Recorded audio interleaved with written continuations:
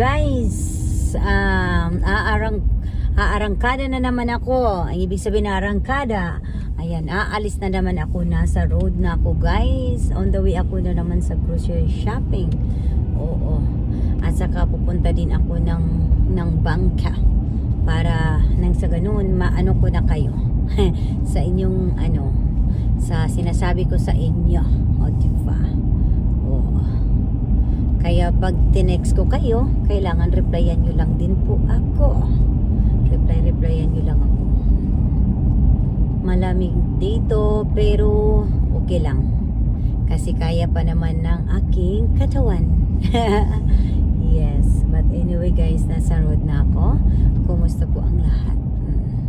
Mataas na ang buhok ko Oo, mataas na palang buhok ko. Hindi ko na pansin na mataas na palang buhok ko. Yes, bilisan. Daming kalaban. Daming dumarating. Daming dumarating dito sa kabila Kaya laragan. Takbo. O, diba? Kayo talaga. Ito ang buhay ko guys dito sa Amerika. Ang buhay ko hindi madali. Bilang nanay, bilang asawa. Oo, kailangan gampanan mo ang iyong responsibilidad bilang asawa, bilang nanay. Oo. Kaya ayan. Ito yung buhay ko guys.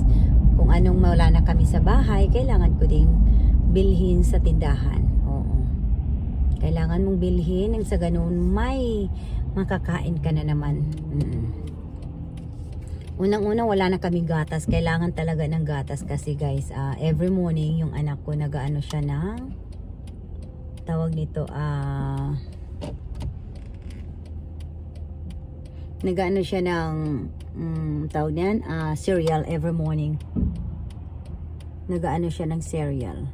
Yes. Kaya ganun po. So ngayon guys, medyo mahina yung kalaban ko doon sa kabila. May ano doon. Oo, hindi ko alam kung kailan siya tatakbo. Hindi ko rin alam kung kailan siya aalis. Siguro dyan na siya matutulog. Joke. Sige na, tumakbo ka na. O, siyan. Wow. Galing mo Maghintay ka nga. Ano ka pa? Pipit-pipit ka pa. Gusto mo bungguin ko yung isa. Baba, huwag ka na mag-itsin natin. Ikaw talaga. Kung talaga ito sila. Akala nyo hindi ako marunong mag-drive. Marunong to. Akala nyo. Kayo talaga.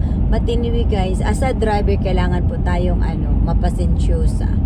Pasensyosa po tayo. Kailangan po tayong be patient.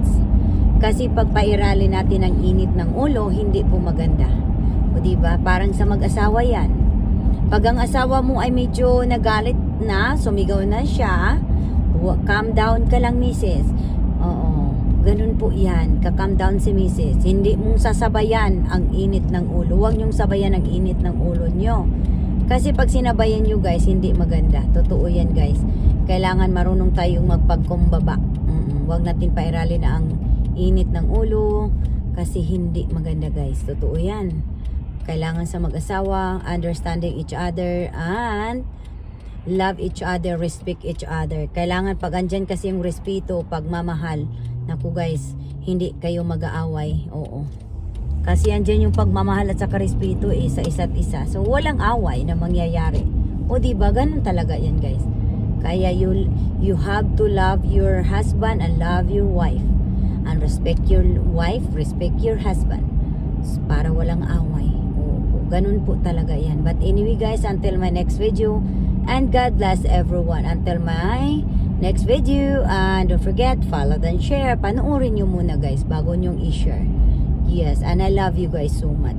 Ayan, ipapadala ko na, mag-start na po akong ipadala inyong mga, pabigas pa ulam. Yes guys, para sa Christmas nyo. Para may pangdagdag kayo sa lamisa. Bye guys, I love you.